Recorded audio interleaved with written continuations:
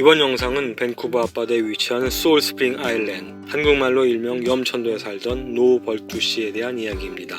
과도한 환전 수수료를 부과하던 은행과 환전상들에게 당당하게 노라고 외쳤던 노 벌투 씨.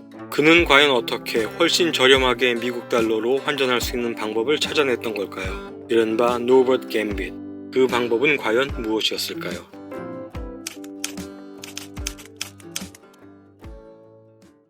안녕하세요. 굿모닝 밴쿠버입니다.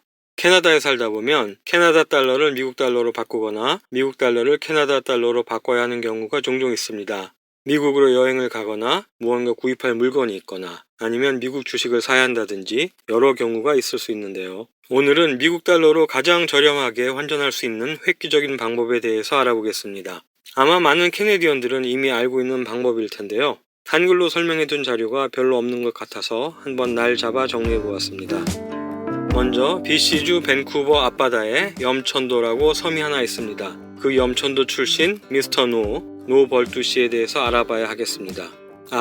염천도라는 섬의 진짜 이름은 소울스프링 아일랜드입니다. 소금 염자, 샘 천자에서 그냥 제가 붙여본 이름입니다. 여러분 혹시 밴쿠버에도 면목동이 있는 것 아십니까? 한인들이 많이 사는 코키틀람에 코트누드 에버뉴라고 면목동과 똑같은 이름의 거리가 있습니다. 그냥 그렇다는 얘기입니다. 아무튼 미스터 노 벌투 씨라는 이분은 주식거래 중개인과 Certified Financial Planner로도 활동하셨고 현재는 리브라 인베스트먼트 매니지먼트라는 회사의 대표를 맡고 계십니다. 이분은 2000년 무렵부터 캐나다 달러와 미국 달러 간 환전에 드는 비용을 획기적으로 줄일 수 있는 방법을 발견하고 이를 인터넷 포럼 등의 글을 통하여 널리 알려왔던 분입니다. 그래서 이분의 이름이 No But가 된 것입니다.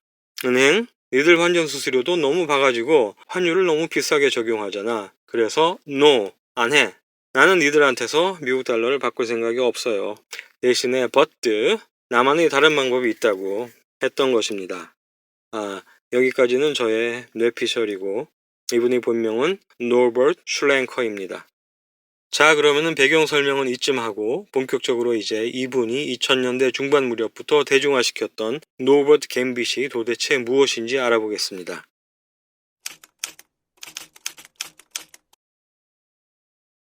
캐나다 달러를 미국 달러로 혹은 그 반대로 환전하는 방법에는 여러 가지가 있습니다. 가장 먼저 은행에 가서 환전하는 방법이 있겠죠. 이 방법의 장점은 매우 간편하고 편리하다는 것입니다. 하지만 이 방법의 결정적인 단점은 적용 환율이 가장 비싸다는 것입니다. 환전을 해야 하는 우리에겐 가장 불리한 방법이 되겠습니다.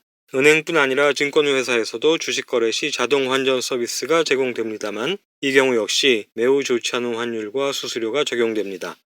두 번째 방법으로는 트랜스퍼 와이즈를 사용하는 것입니다.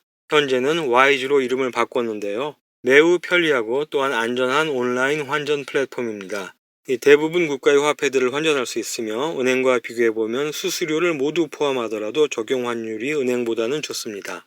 이 단점이라면은 은행에 비해서 환전 시간이 하루 정도 더 걸린다는 점입니다. 따라서 시간이 촉박하지는 않지만 은행보다는 좋은 환율을 적용받고 싶다면 트랜스퍼 와이즈 서비스를 사용하는 것이 괜찮은 방법입니다. 세 번째 방법으로는 로컬 환전 서비스를 이용하는 것입니다. 글쎄요, 캐나다에도 남대문 시장 달러상들처럼 개인들이 환전해주는 경우가 있는지는 모르겠으나 밴쿠버에는 외화 환전을 담당하는 로컬 환전 서비스들이 있습니다. 가장 대표적으로는 VBCE라고 밴쿠버 불리언 커런시 익스체인지라는 회사가 있습니다. 이 회사의 적용 환율은 매우 좋은 편이어서 와이즈 서비스의 환율과 비슷하거나 더 좋을 때도 있습니다. 장점으로는 직접 지점을 찾아가서 체크카드를 사용, 즉시 캐시로 받을 수 있다는 점이고 단점이라면은 환전 금액이 클 경우에 미리 예약을 하고 가야 한다는 점 정도가 되겠습니다.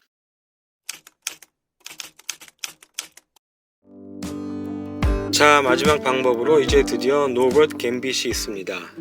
위에서 언급한 모든 방법을 이용하더라도 우리는 가끔 수수료나 적용 환율이 마음에 들지 않을 수 있다는 거죠. 그래서 우리 노씨 가문의 자랑, 꾀돌이 노 벌투 씨는 다음의 방법을 생각하게 되었습니다. 간단하게 말하면 이 방법은 온라인 주식거래 플랫폼을 이용한 환전 방법입니다.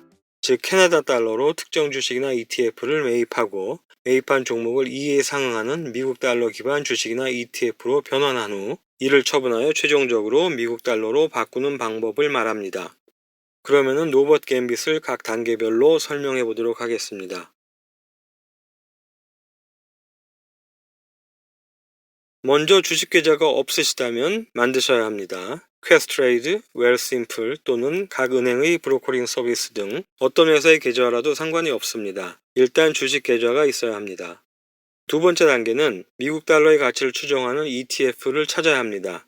일반적으로 노버트 갬빗 하면 이 방법에 가장 적합한 ETF인 호라이즌사의 DLR을 사는 것을 의미합니다.